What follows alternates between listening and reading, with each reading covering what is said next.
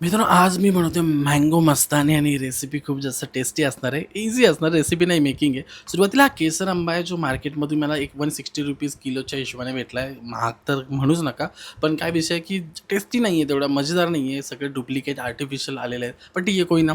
मँगोला cut करून घेते अशा प्रकारे. त्यातला आतला जो पल्प भाग आहे तो काढून घेतो. मेन आपल्याला ते गरजेचं आहे. पुढे जाऊन त्याचीच प्रोसेस करायची. तुम्ही थोडं वेट केलं तर मँगो चांगला बघायला मिळेल. पण आता जो आहे तो आपण थोडासा ॲडजस्ट करूयात.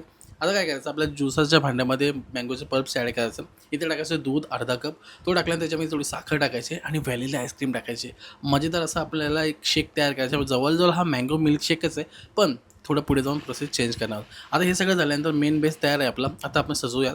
सुरुवातीला एक काचेच्या भांड्यामध्ये थोडंसं ॲड करतो हा मँगो मिल्कशेक. त्यावरती टाकली व्हॅनिला आईस्क्रीम. त्यानंतर थोडा मँगोचे पल्प्स ॲड करतो आहे. त्याच्यानंतर आपल्या याच्यात परत एकदा तो मँगो मिल्कशेक ॲड करायचा आहे, जो आपण बनवलेला आहे. तो टाकल्यानंतर मित्रांनो, थोडी तुटी फुटी ड्रायफ्रूटला चॉप करून टाकतो आहे, मस्त असं गार्निश करतो आहे.